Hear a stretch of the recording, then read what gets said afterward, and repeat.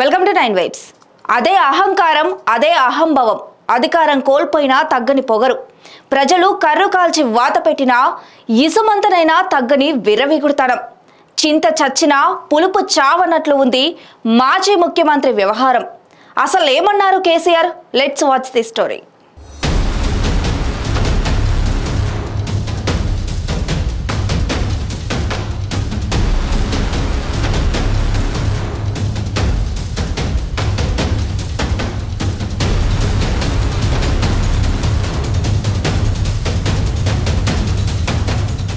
Congress party ఏడాది కూడా ఉండదని బీఆర్ఎస్ అధినేత కేసీఆర్ అన్నారు. స్వయంగా ముఖ్యమంత్రి బీజేపీలోకి జంప్ కావచ్చని అనుమానం వ్యక్తం చేశారు. ఆ పార్టీకి 2 ఎంపీ సీట్లు మాత్రమే వస్తాయని చెప్పారు. తన రాజకీయ ఎదుగుదలలో మెతుకు సీమది కీలక పాత్ర అని కేసీఆర్ అన్నారు. లోక్సభ ఎన్నికల ప్రచారంలో భాగంగా సంగారెడ్డిలోని సింగూరు చౌరస్తాలో ఏర్పాటు చేసిన బీఆర్ఎస్ ప్రజా ఆశీర్వాద సభలో ఆయన పాల్గొని ప్రసంగించారు. పోలీసులు ఓవర్ యాక్షన్ చేస్తే చూస్తూ ఊరుకోబోమని హెచ్చరించారు. స్వయంగా ముఖ్యమంత్రి జంపు కొడతారేమో, హామీలు అమలు చేయాలని అడిగితే బూతులు తిడుతున్నారు. నేను 10 ఏళ్లు సీఎంగా ఉన్నా, ఏనాడు ఇలా మాట్లాడలేదు, ఎవరిని వేధించలేదు, దౌర్జన్యం చేయలేదు, ఆలోచించకుండా ఓటు వేసి ఇప్పటికే దెబ్బతిన్నాం. ప్రజాస్వామ్యంలో బాగా ఆలోచించి ఓటు వేయాలి.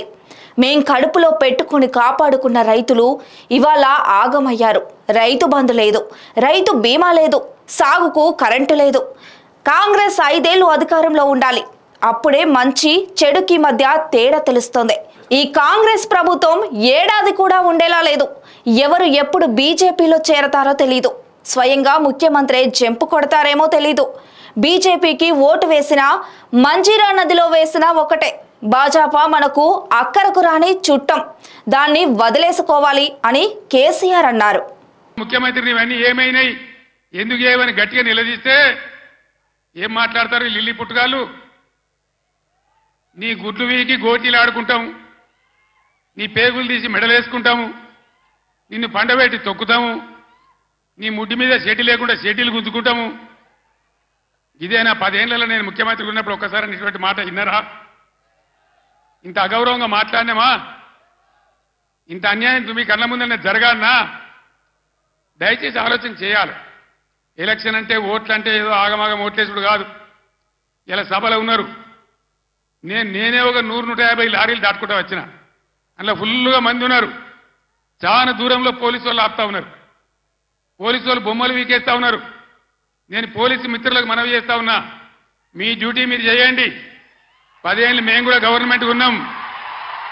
అమాయకులను బెదిరియడం, కొట్టడం, బీఆర్ఎస్ ఫ్లెక్సీలు బికేయడం, ఇదా మీ పోలీస్ డ్యూటీ? ఇలా మేము కూడా లెక్క పెడతా ఉన్నాం. నేను పోలీసు పేరెత్తంగానే ప్రజలు ఎట్లా మాట్లాడుతున్నారో మీరు చూస్తున్నారు, ప్రజల గోల చూస్తున్నారు. ఇప్పటికైనా మీ అరాచకాలు బంద్ చేయండి, జాగ్రత్త. లేకపోతే మళ్ళా గ్యారంటీగా బీఆర్ఎస్ అధికారానికి వస్తుంది. అప్పుడు మీ గతి ఏమైతే ఆలోచన చేసుకోవాలి. 10 ఏళ్ళు మేము ఉన్నామే, 10 ఏళ్ళు నేను ముఖ్యమంత్రిగా ఉన్నానే, ఒక్కరోజన్నా మేము ఈ దౌర్జన్యం చేసినామా? ఎవరినైనా వేధించినామా? మరి ఎందుకు మీడియాలో మితిమీరిన పనులు చేస్తా ఉన్నారు పోలీసులు? దయచేసి మానుకోండి పోలీస్ సోదరులారా, మేమన్నీ రికార్డు చేస్తా ఉన్నాం.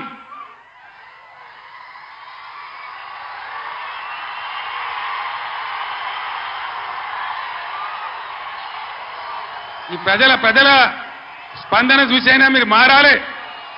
డీజీపీ గారు మీరు మారాలని నేను చెప్తా ఉన్నా, లేకపోతే మీ మీదకి ప్రజలే తిరుగుబడే రోడ్ వస్తుంది, జాగ్రత్త అని నేను చెప్తా ఉన్నా. వాస్తవంగా వాళ్ళు గెలిచినరు, మాకేం ఓర్వలేనితనం లేదు. వాళ్ళు కూడా ఉండాలి, 5 ఏళ్ళు పనిచేయాలి. అప్పుడే నల్లదేందో తెల్లదేందో తెలుస్తుంది. కానీ ముఖ్యమంత్రి మాట్లాడే మాటలు చూస్తే, సభలలోనే వణుకుడు చూస్తే తిరగబడ్డ జనం తెలంగాణలో. సర్వే రిపోర్ట్లు వస్తున్నాయి, కాంగ్రెస్కు 2 సీట్ల కన్నా ఎక్కువ రావు అని. అంతటా అన్ని జిల్లాలలో కూడా రైతాంగం తిరగబడతా ఉంది. అందుకే ముఖ్యమంత్రి నిన్న నారాయణపేట సభలో ఆయన భయం, ఆయన కంపం చూస్తే ఈ గవర్నమెంట్ ఏడాది కూడా ఉంటట్లేదని మనవి చేస్తా ఉన్నా. ఎవడు ఎప్పుడు పోయి బీజేపీలో కలుస్తాడో, ముఖ్యమంత్రి జంపు కొడతాడో ఏమవుతుందో ముఖ్యమంత్రి ఈడో మాట మాట్లాడతాడు, ఢిల్లీకి పోయి బీజేపీ కోటేమని టీవీలో చెప్తాడు. అంటే ఏం జరుగుతుంది? ఎవరికి ఎవడు బీ టీము, ఎవరు కలిసిపోయినరు ఒకసారి ఆలోచన చేయాలి. దయచేసి ఏ మార్పాటుగా ఉంటే ఇబ్బంది జరుగుతుంది. కాంగ్రెస్ గతంలో కూడా మీరు 60 ఏళ్ళు చూసినారు, ఇంకా కూడా ముందటికి మోసపోతే దెబ్బతింటాం.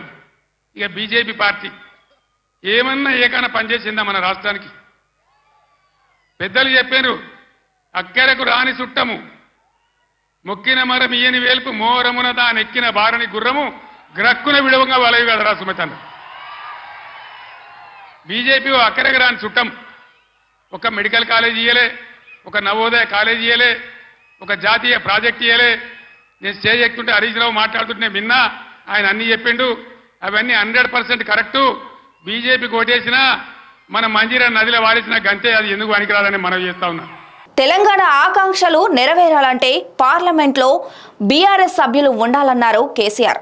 మెదక్ జిల్లా ప్రజలు ఇచ్చిన ధైర్యంతోనే తెలంగాణ సాధించామని చెప్పిన ఆయన, అంబేద్కర్ గుండెల్లో పెట్టుకోవాలనే నూతన విగ్రహం కట్టామని, ఇప్పుడున్న ప్రభుత్వం దాని దగ్గరకు కూడా వెళ్ళనేలేదు, కనీసం పూలు పెట్టలేదు, నివాళులు అర్పించలేదు. నేను నిర్మించానని అంబేద్కర్ విగ్రహం వద్దకు వెళ్ళలేదు. మరి సచివాలయం నేనే నిర్మించా, అందులో కూర్చుంటున్నారు కదా, యాదాద్రి ఆలయం నేనే నిర్మించా, మూసేస్తారా? అంబేద్కర్ను అవమానిస్తే చూస్తూ కూర్చుందావా? అవమానించిన వారికి ఎన్నికల్లో బుద్ధి చెప్పాలి అని అన్నారు. ఈ భారతదేశంలో ఉన్న చట్టాల ప్రకారం, అంబేద్కర్ మహనీయుడు రాసినటువంటి రాజ్యాంగం ప్రకారం ఆర్టికల్ 3 ఆయన పెట్టినాడు కాబట్టి అంబేద్కర్ గారి పుణ్యమాని మనకు తెలంగాణ రాష్ట్రం వచ్చింది. ఆ మహనీయుని గౌరవించుకోవాలని, గుండెల్లో పెట్టుకోవాలని 125 ఫీట్ల ఎత్తున ఉండేటువంటి, ప్రపంచంలోనే ఎక్కడ లేనటువంటి, భారతదేశంలో ఎక్కడ లేనటువంటి అంబేద్కర్ విగ్రహాన్ని మనం హైదరాబాద్లో కట్టుకున్నాం. పోయిన సంవత్సరం మీరందరూ కూడా చాలా మంది వచ్చినారు, బ్రహ్మాండంగా దాన్ని ఆవిష్కరణ చేసుకున్నాం. కానీ నిన్న అంబేద్కర్ జయంతి, ఆ విగ్రహం పెట్టిన తర్వాత జరిగిన తొలి జయంతి, ఈ లిల్లీ పుట్టగాల ప్రభుత్వం ఏం చేసింది? అక్కడికి గవర్నమెంట్ పోలే. ఆ మహనీయులంతా హిమాలయ పర్వతం అంతా ఎత్తున్న విగ్రహానికి ఒక పువ్వు పెట్టలే, ఒక పూలమాల పెట్టలే, అంజలి ఘటించలే. అనేక రాష్ట్రాల నుంచి ప్రజలు వచ్చినారు చూడడానికి. వాళ్ళ కనీసం మంచినీళ్ళు ఏర్పాటు చేయలే, గేట్లు బంద్ చేసి తాళాలు వేసినారు. దీన్ని ఏమంటారు? అహంకారమా? కండకావరమా? ఏమనుకోవాలి దీనికి? అజ్ఞానమా? ఎవరు పెట్టిన విగ్రహమే కదా, మనం ఒక విగ్రహమే పెట్టుకోలే. ఆయన పెట్టిన ఆర్టికల్ 3తోనే తెలంగాణ వచ్చింది కాబట్టి రాష్ట్ర సెక్రటేరియట్ కూడా, సచివాలయానికి కూడా అంబేద్కర్ మహనీయుని పేరే పెట్టుకున్నాం. విగ్రహం కాడికి పోలే. మరి ఆ సెక్రటేరియట్ ఎందుకు కూర్చుంటున్నారు? సిగ్గు లేకుండా కూర్చుంటున్నారా? అది కూడా అంబేద్కర్ పేరు మీదనే ఉన్నది కదా. యాదగిరి గుట్ట కూడా బీఆర్ఎస్ గవర్నమెంటే కట్టింది. మరి ఆడికి పోయి ఎందుకు మొక్కుతున్నారు? ఎమ్మెల్యేలు ఉండే క్వార్టర్లు కూడా బీఆర్ఎస్ గవర్నమెంటే కట్టింది. గెలిచిన కాంగ్రెస్ ఎమ్మెల్యేలు దానిలో ఎందుకుంటున్నారు? అంటే అన్ని తీసేస్తారా? మిషన్ కాకతీయ చెరువులు బంద్ చేస్తారా? ఏమేం బంద్ చేస్తారు? ఈ లిల్లీ పుట్టుగాలని నేను ఎందుకన్నా అంటే దీనికే అన్నా. డిసెంబర్ 9న రుణమాఫీ చేస్తామన్నారు. 4 నెలలు గడిచినా చేయలేదు. మళ్ళీ ఆగస్టు 15 లోపు అంటున్నారు. వెంటనే 2 లక్షల రుణమాఫీ చేయాలి. దీనికోసం కాంగ్రెస్ ప్రభుత్వంపై యుద్ధం చేద్దాం. రుణమాఫీ, వరికి బోనస్ కోసం పోస్ట్ కార్డు ఉద్యమం చేయాలి. అప్పుడప్పుడు లిల్లీ ఫుడ్గాళ్లు పవర్లోకి వస్తుంటారని ఎద్దేవో చేశారు కేసీఆర్. మంచి దారి చూపించిన హరీష్ నాయకత్వంలో పోస్ట్ కార్డుల ఉద్యమం చేస్తా ఉన్నారు. ఇవాళ ఇక్కడ సంగారెడ్డి ఈ వేదిక నుంచి నేను యావత్తు తెలంగాణ రైతాంగానికి పిలిపిస్తా ఉన్నా. 2 లక్షల రుణమాఫీ వెంటనే చేయాలని, ఎండిపోయిన పంటలకు 25,000 నష్టపరిహారం ఇవ్వాలని, ఎకరానికి బోనస్ ఖచ్చితంగా ఇవ్వాలని, వడ్లు వెంటనే కొనుగోలు చేయాలని రాష్ట్ర వ్యాప్తంగా రైతాంగం దయచేసి రేపటి నుంచే పోస్ట్ కార్డు ఉద్యమం మొదలు పెట్టాలని కూడా సిద్దిపేటను మార్గదర్శకంగా తీసుకొని చేయాలని నేను కోరుతా ఉన్నా. రాజకీయాలలో అప్పుడప్పుడు గమ్మత్తుగా గుడ్డి లక్ష్మి వచ్చినట్టు కొంతమంది లిల్లీ పుట్టుగాళ్ళకు కూడా అధికారం వస్తుంది. వాళ్ళని ఎందుకంటారు లిల్లీ పుట్టని? ప్రజల అధికారం ఎందుకు ఇస్తారు? మాకు సేవ చేయమని, రాష్ట్రాన్ని బాగు చేయమని, గత ప్రభుత్వం కంటే కొన్ని మంచి పనులు చేయమని అధికారం ఇస్తారు కానీ అడ్డదిడ్డం పనులు చేయమని చెప్పరు. ముఖ్యమంత్రి చెప్పిండు 2 లక్షల రుణమాఫీ డిసెంబర్ 9 తారీఖు. ఏడవాయ డిసెంబర్ 9 తారీఖు ఎవడో కూడా అన్నాడట, కూర్చుంటే లేవో శాత కాదు కానీ తాటి చెట్టు అంత ఎగురుతా అన్నాడట. డిసెంబర్ 9 పోయింది, అన్ని పోయినాయి. మళ్ళా ఆగస్టు 15కి చేస్తామంటారు. మొన్న ఇంకో ఎమ్మెల్యే రేవూరి ప్రకాష్ రెడ్డి అని ఏడాది తర్వాత చేస్తామంటారు. అసలు వీళ్ళు చేస్తారా? వీళ్ళని నమ్మచ్చునా? వీళ్ళను వంగదీసి వీళ్ళ మెడలు వంచి 2 లక్షల రుణమాఫీ చేయించే బాధ్యత బీఆర్ఎస్ పార్టీ మేము తీసుకుంటా ఉన్నాం. నవ్విపోదురుగాక నాకేమి సిగ్గు అన్నట్లు ఉంది కేసీఆర్ మాట తీరు.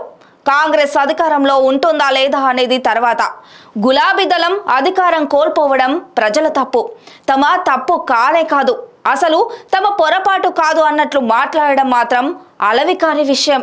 ఈ అహంభావం తగ్గించుకోకపోతే ఈసారి పార్లమెంటు ఎన్నికల్లో కూడా పరాభవం తప్పదని అంటున్నారు రాజకీయ విశ్లేషకులు. అయినా ప్రస్తుతం బీఆర్ఎస్ కనుమరుగైపోయే పరిస్థితిలో ఉంటే కాంగ్రెస్ అధికారం ఎలా కోల్పోతుంది అనేది $1 మిలియన్ ప్రశ్న.